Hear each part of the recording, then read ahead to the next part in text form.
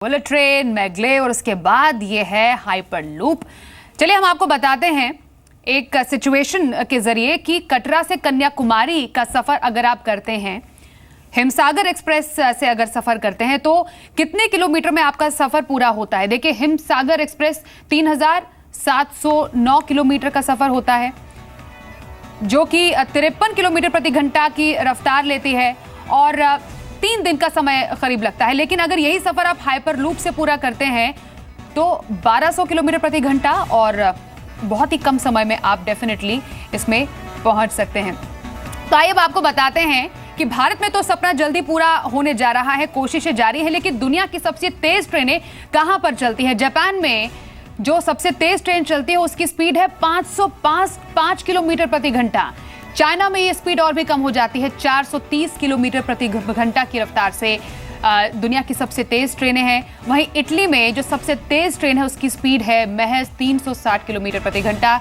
Spain में जो सबसे तेज ट्रेन चलती है उसकी जो स्पीड है वो है 350 किलोमीटर प्रति घंटा। ताइवान में 300 किलोमीटर प्रति घंटा की रफ्तार से ट्रेन चलती है। तो दुनिया की तमाम ये ट्रेनें जो कि कम रफ्तार में ज़्यादा से ज़्यादा सफ़र तय करती है और इसमें अब बहुत जल्द भारत भी शुमार होने जा रहा है। मेरे सहयोगी समीर दीक्षित से बात करते हैं। समीर, डेफिनेटली जो हाई स्पीड टेक्नोलॉजी या high speed network train system की बात करें, बुलेट ट्रेन को लाने की बातें, उसके बाद मैग्लेव ट्रेन और उसके बाद अब हाइपर लूप। तो समीर, आपसे जानना चाहेंगे जो हाइपर लूप का जो ये एक बहुत बड़ा प्रोजेक्ट है जिसको लेकर अब सरकार आगे बढ़ने जा रही है, डेफिनेटली मुंबई से पुणे तक का जो सफर है आधे घंटे में महज पूरा हो जाएगा, लेकिन इसके टेक्नोलॉजी को लेकर, लॉजिस्टिक्स को लेकर, इसका जो ट्रायल होगा, जो ट्रैक बनेगा, उसको लेकर किस तरह आगे बढ़ने की तैयारी है?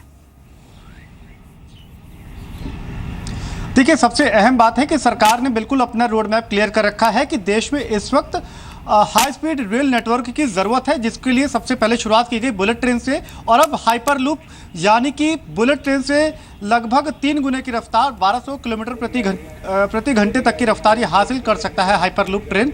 इसको हकीकत बनाने की कोशिश है।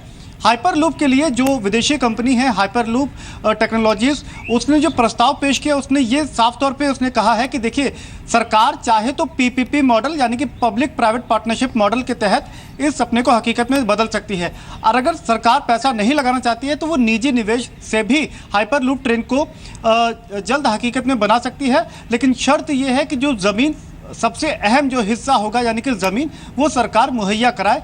और जो नितिन गडकरी ने हमारे साथ बातचीत में भी पीछे बताया था कि जो मुंबई पुणे एक्सप्रेस हाईवे है उसी के बराबर की ज़मीन ये मुहैया कराई जा सकती है, यानी कि उसी के पैरेलल हाइपर लूप का ट्रैक बनेगा और वहाँ से इस ट्रेन को गुजारा जा सकता है। यानी कि ज़मीन का जो जहाँ तक मसला है वो समस्या जल्द ही हल हो सकती है। और एक बार ये अहम पड़ाव पार होता है तो सबसे जो बाकी के अप्रूवल्स की ज़रूरत है उसको पूरा करने के बाद कंपनी का दावा है कि तकरीबन 2.5 साल में इस सपने को हकीकत में तब्दील किया जा सकता है। तो काफ़ी कुछ उम्मीदें यहाँ से जागी हैं और बहुत सी चीज़ें इंटैक्ट नजर आ रही है, यानी कि ज़मीन का मसला है वो भी पूरा होता हुआ दिख रहा है। विदेशी कंपनी भी उत्सुक है इंडिया में शामिल होने के लिए। तो ये चीज़ें ना काफ़ी फिजिबल इस वक्त, लेकिन अगर कुछ लिमिटेशंस की बात की जाए और अगर कुछ मुश्किलें पेश आ सकती हैं, वो लिमिटेशंस कहाँ पर फेस की जा सकती हैं? लिमिटेशंस में जो सबसे बड़ा मुद्दा जाहिर बात है जो ज़मीन का था, जिसको लेकर कंपनी ने पहले कह दिया कि आप ज़मीन मुहैया कराएं।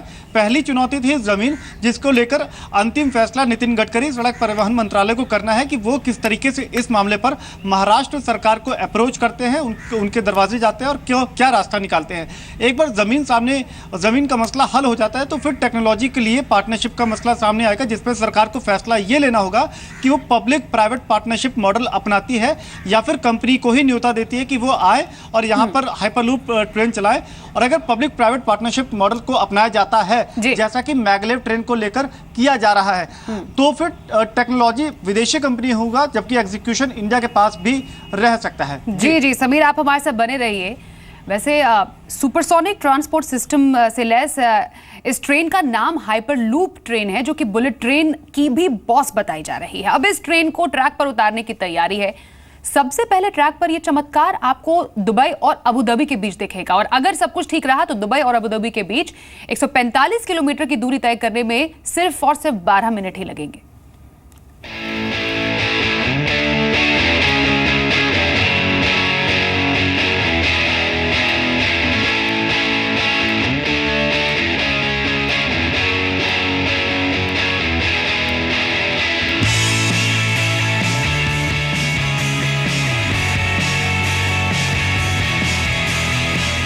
अब पूरी होगी हवा से बात करने की ख्वाहिश।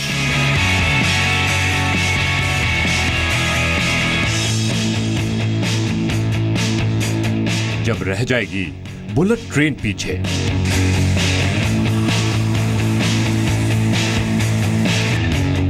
ये है supersonic transport system, hyper loop train.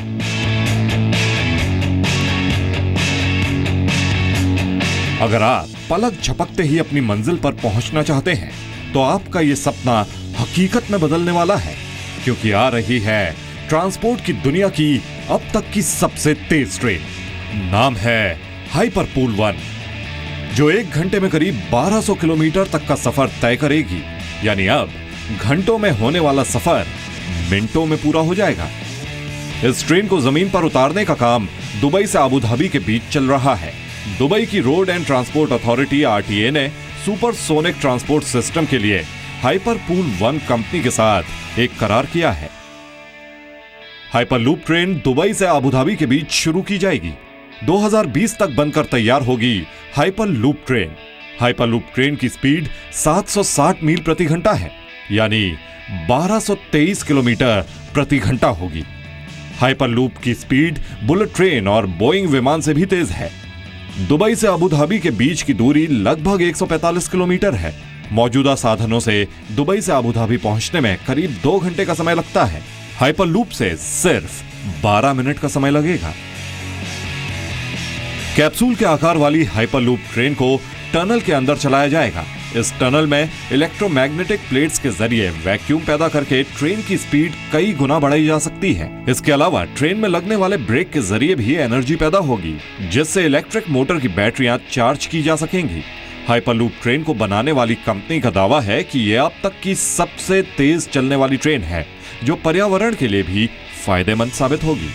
This is the most important part. The system is completely green. So we use solar, wind, kinetic energy through regenerative braking, and in some climates even geothermal to produce more energy than we're using. Now this is the most important part, not because it's green and we all want to be nice to the environment, but actually it has a big benefit for us because we're producing more energy than we're using. So now our operational costs are very, very low. You see, there's a big problem in public transportation. Hyperloop train को बनाने वाली company के मुताबिक train को मिलने वाली बिजली की सप्लाई अचानक बंद होने के बाद भी ट्रेन को किसी भी तरह का नुकसान नहीं पहुंचेगा। बिजली की सप्लाई बंद होने की स्थिति में हाइपरलूप के पॉड धीरे धीरे स्पीड कम करते हुए रुक जाएगी। इसके अलावा खराब मौसम और भूकंप का भी इस ट्रेन पर कोई असर नहीं होगा, यानी आपकी यात्रा रोमांच के साथ सुरक्षित भी होगी। आने वाले समय में हाइपरलूप ट्रेन को भारत में देखा जा सकता है। खबरों के मुताबिक महाराष्ट्र के पुणे में हाइपरलूप लाने की तैयारियां हो रही हैं। अगर हाइपरलूप ट्रेन पुणे से मुंबई के बीच चले तो आप ये यात्रा 12 मिनट में पूरी कर लेंगे। ब्यूरो रिपोर्ट, जी मीडिया। तो हाइपरलूप प्रोजेक्ट का जो सपना है वो जल्दी पूरा हो सकता है। बुलेट ट्रेन मैग्लेव के बाद अब बारी है हाइपरलूप ट्रेन की। बहुत शुक्रिया समीर दीक्षित हमसे बातचीत करने के लिए इस पूरी खबर पर।